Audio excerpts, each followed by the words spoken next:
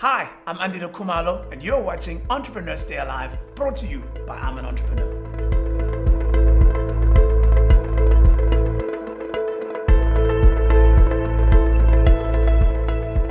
Natima Pumulo, better known as Black Coffee, has been hosting a home residency called Home Brewed in his own house. He's entertaining, but he's also raising capital for all sorts of initiatives out there that are trying to assist people that are impacted by COVID-19.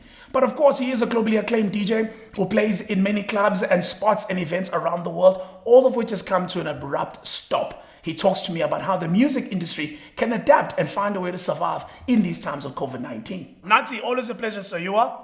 Thank you, sir. I'm great. Thank you for having me. Now, you run a business which every time I read your captions, it goes, God's very own one-man band, okay? Now, this one-man band has been disrupted by COVID-19. How have you figured this whole thing out? Look, I haven't really, I think the first thing I struggled with is just accepting the situation. I was about to begin my tour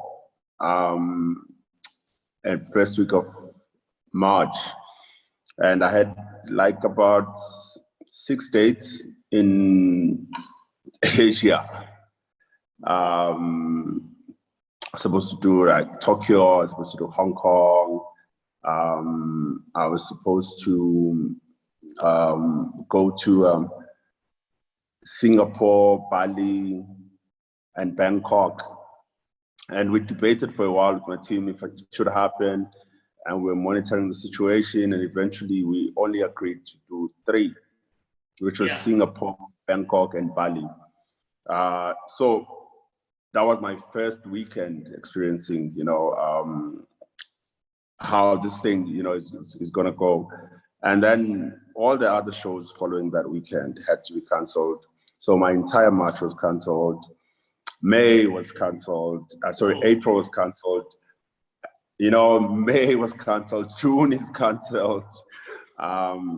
So it took one to accept the situation first, because when you accept it, then you deal with it better, and what we're now working on accepting is the fact that the entire summer tour might not happen. Because people are like, maybe in August, maybe in September, but September is the last month of summer in Europe. So it looks like it's not going to happen at all. What do you think is likely to be the disruption with all of this? I mean, if indeed this continues, and well, when I say this, I mean just people being uncomfortable being in crowded spaces, what do you think becomes some of the pivots that you've seen that, the consumption of music might go into, or even performances might go into? I think content creation, people are looking for stuff to watch, people are hungry for new voices, they want to see new faces. I feel like there's a big gap right now for people to create stuff, because performing live is slowly becoming redundant as well. When you switch on your IG today, everyone is live. And like we do at home, we switch channels. This is one of the reasons I had to reduce my mix, because for me, it was like, I'm a club DJ, so I want to do like a 2-hour thing. I want to give people my best. But then we realized that 2 hours is actually long for people to sit on their phone and watch you play, and also people will also want to tweet at the same time. You can't keep them for 2 hours without checking other like social media platforms, but I feel like it's a space now. If you're a new artist, you want to drop something, this is the time, because people are looking. Also, one of the business that we're developing is a music platform called Gongbox, which in the simplest form, I'll say it's our own iTunes, so to say, and we want to focus on African artists and African music. But what's special about this platform is we want to get to a point, we're creating it to get to a point where we want artists to have the freedom of not having to sign record deals. You don't have to sign to anybody. You don't have to give your rights. You don't have to give your master to anyone. You can come as you are. You can make a song overnight and submit it, and it will be up on the cloud, you know, and you can start making money. You know, I feel like for years we have been like copying what the world has been doing, you know, and not seeing value in ourselves as a continent, Right. not just as South Africa, you know. And so we will wait, you know.